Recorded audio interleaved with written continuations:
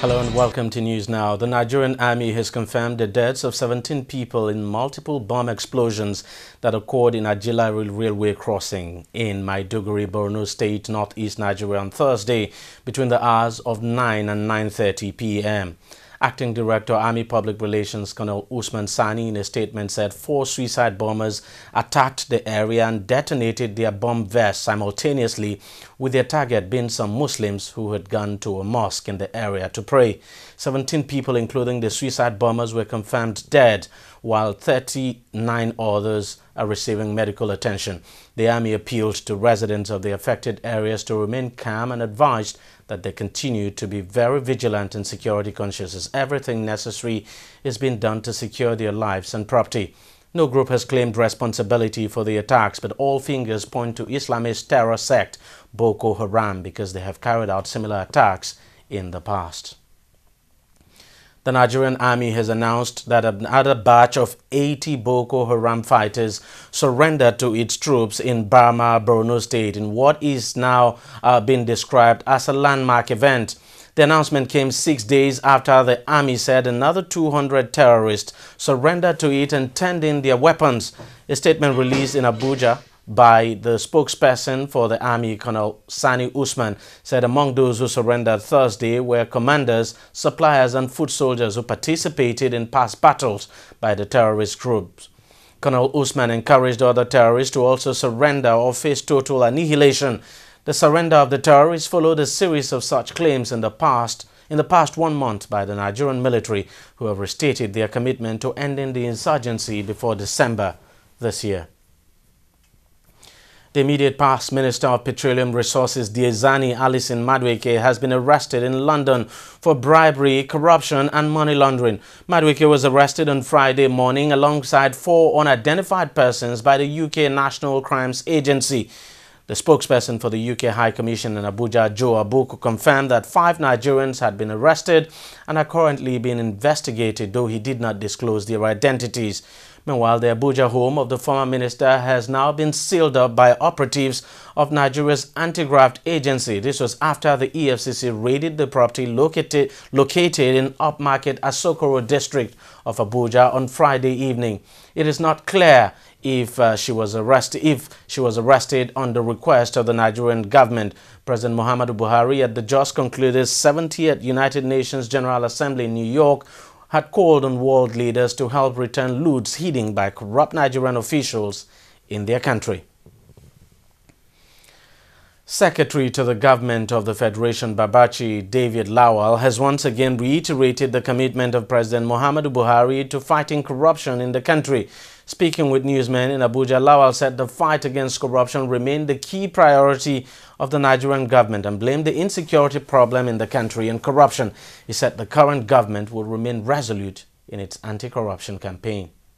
As the head of government, our own is to report corrupt cases to the anti-corruption agencies. It's for them to investigate and prosecute. We don't in government, we don't investigate. The agencies have the duty to investigate and prosecute. We don't interfere in their work. We only give them the resources that they need to do their work, like this training is part of the equipping of the agencies to do their work. That's the best government can do. And where we come across corrupt cases in our daily workings, in the files, we alert the necessary agencies to look into it further. This government, one of the prime objectives of this government is to fight corruption. Unless you defeat corruption completely, all other programs of government will come to naught. You understand that insecurity is caused by corruption, unemployment. If one person decides to appropriate 1 billion naira to himself and his wife and his children, you understand it therefore makes it difficult to invest in institutions that create employment. If one person will decide to appropriate all the money that is given to him to buy arms for the police, for the army, to maintain peace and order, then we begin to see why corruption is at the heart of everything that is going wrong with Nigeria. So principally we'll attack corruption, we'll attack insecurity concurrently. That we believe will release the resources that are stolen, we'll recover them and plow them back into the economy that will generate employment and subsequently wipe out insecurity. Now, in the spirit of independence celebration, Anambra State Governor Willie Obiano has pardoned 25 prisoners, empowering them with 1 million naira each. Obiano visited Awka Prison on Thursday to mark Nigeria's 55th independence anniversary, where he met with various prisoners, among whom he granted freedom. The 25 freed prisoners were selected from Awka, Onitsha and Nnewi prisons, respectively. Obiano is the first sitting governor in Anambra State to supervise and pardon prisoners in the state. That's according to the Attorney General and Anambra State Commissioner for Justice, Peter Afuba. Now, Kaduna State Governor Nasir El-Rufai, in celebration of the nation's 55th independence anniversary yesterday, also freed 14 prisoners who were awaiting execution. Now, following the series of mishaps that headlines this year's pilgrimage in Saudi Arabia, Aminu Tambuwal, the governor of Sokoto State, has said all Nigerians who made the significant trip would be accounted for. He gave the assurance when he visited families of those affected by the tragedy in Sokoto. Now, more than 100 people were killed after a train crashed into a mosque during prayers in Saudi Arabia. And some days later, 717 people, including 64 Nigerians, died in a deadly stampede on the way to Jamrat complex in Mina, also in Saudi Arabia, during this year's Hajj. The Nigerian government has called for an international investigation into the tragedy. We'll take a short break now, and TV360 News will be right back.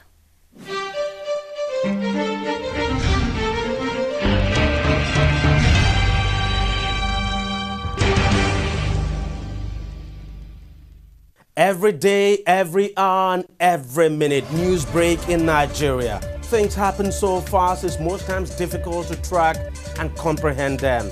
But that's what we do right here on TV360. 2015, would you want to come back again? It's like asking Jesus Christ if he knew he was going to die, will you want to come back as the savior of the world again? We do not just help you track the stories, we break them down, explore all the angles, analyze the issues so that you can fully comprehend the stories and use them to make the right decisions. Welcome back. Nigeria's central bank will retain foreign currency controls because of concerns about slowing growth, a senior bank official has said. This comes as the country awaits confirmation of a new cabinet. President Muhammadu Buhari has submitted the list of his nominees for cabinet posts to the Senate for approval, but the names have not been made public.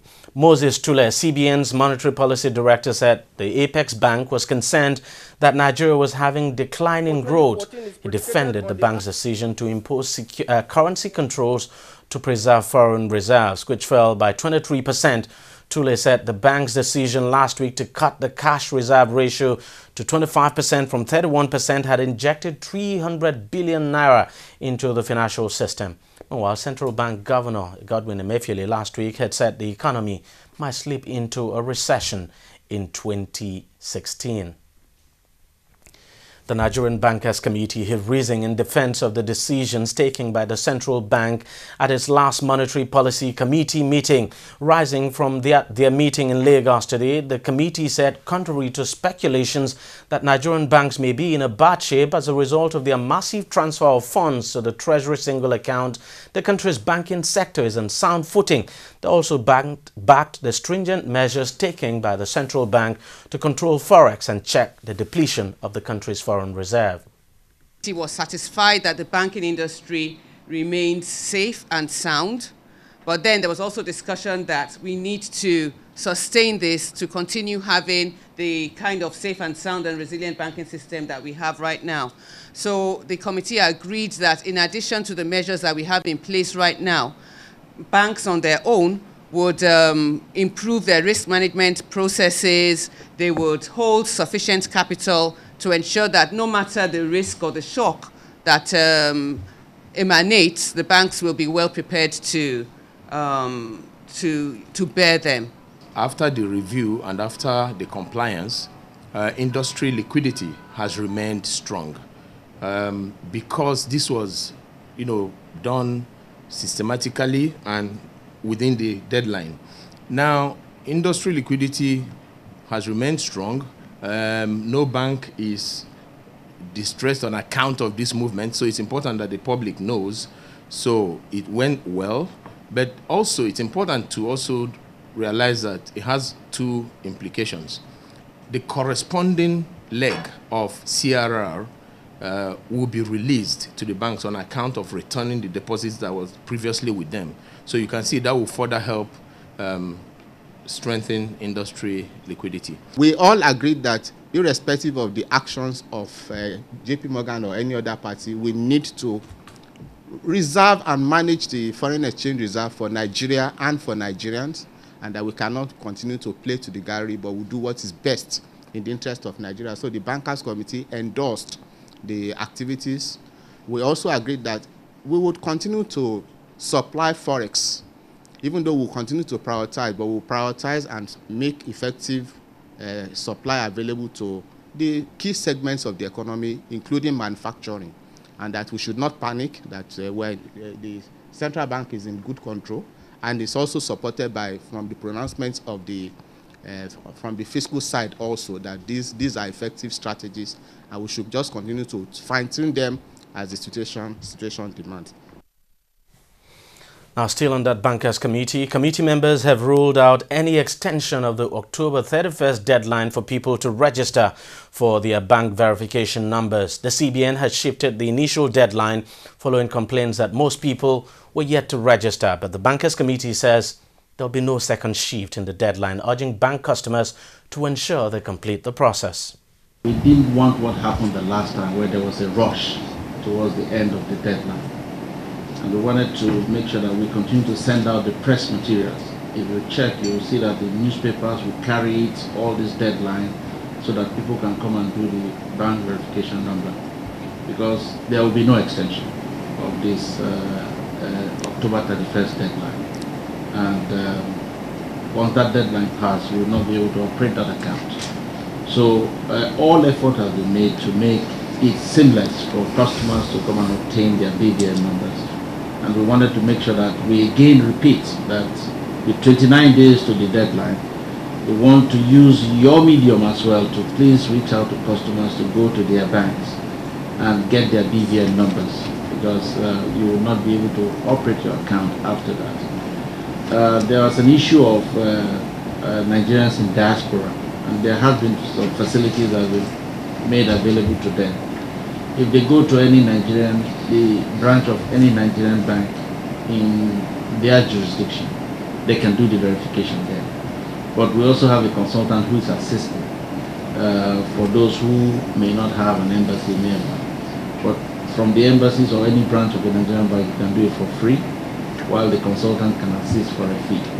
But all the same, we see the progress going on, but we want to make sure that people are aware that this deadline will be kept. Now, oil rose Friday, pushed higher by fears about escalating violence in Syria and on expectations that data will show economic strength in the United States, which is the world's largest oil consumer. Global benchmark crude gained 47 cents to $48.16 a barrel.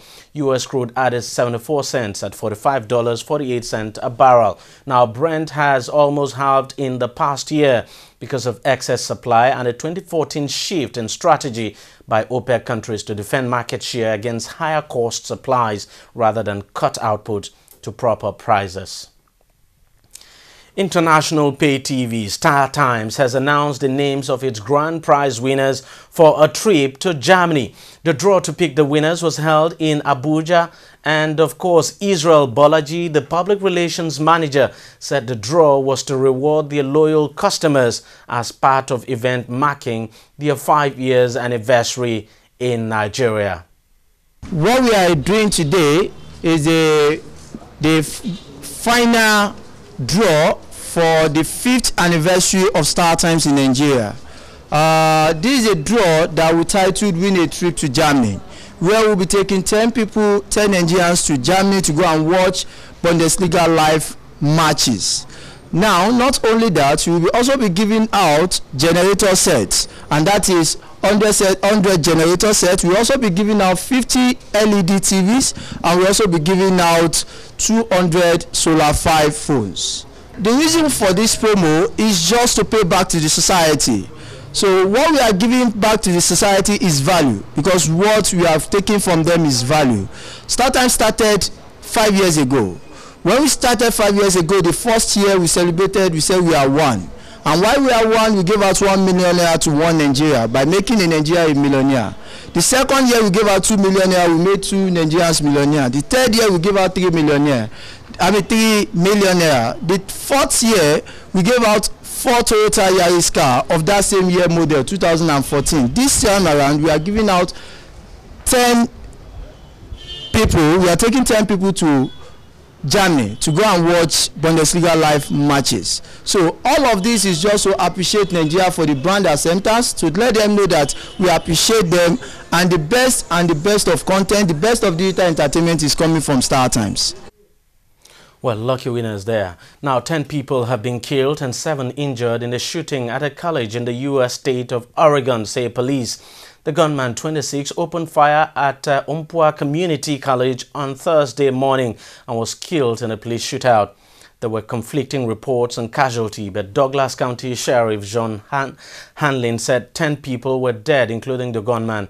Police have not identified the attacker, but unnamed officers have told U.S. media his name is Chris Harper Mesa. The gunman was reportedly born in the United Kingdom and moved to the U.S. as a young boy. A man identified as the gunman's father, Ian Mesa, told U.S. media he was just as shocked as everybody by his son's actions. Now, the killer's motive is not known, although police said they were investigating reports that he had warned of his intentions on social media. The incident, which is yet another burst of U.S. gun violence, ranks as the deadliest attack this year. Let's turn to sports now. World Football Governing Body FIFA has released a 59-man shortlist for the 2015 Ballon d'Or. The list was dominated by players mainly from last season's Champions League semi-finalists, with 7 Barcelona players, 7 Real Madrid players, 6 Juventus players, past and present of course, and 5 Bayern players making the court. African representation is limited to just 4 men: Wilfred Bony of Cote d'Ivoire, Yaya Toure also of Cote d'Ivoire, Christian Assou of Ghana, and of course Andre Ayew of Ghana as well. France Football, which is a traditional host of the award, and FIFA's Football Committee compiled a long list of 59, which will eventually be cut down to 23 man shortlist in December. The final vote will be by every international manager and captain. Well, let's see how far the Africans on that list will go. English FA chairman Greg Dyke has criticized Chelsea manager Jose Mourinho over his handling of the dispute between him and former club doctor Eva Cañero. The English FA have already cleared Mourinho of any wrongdoing, but Dyke, in a letter he sent to the FA Council members, said that even if Mourinho broke no rules, he could have dealt with the issue in a better manner. Meanwhile, the Women in Football Association has said it's appalled with the English Football Association's decision to clear Jose Mourinho of alleged discrimination against Eva Cañero. In a statement, the group slammed the FA over its decision to absolve Mourinho of any blame, describing it as, quote, a damning example of the FA failing to tackle sexism in football, end of quote. Well, what can I say? That's it on News Now for now. We thank you very much for watching. Continue to stay tuned to TV360. We'll have another news on the hour. Stay with us.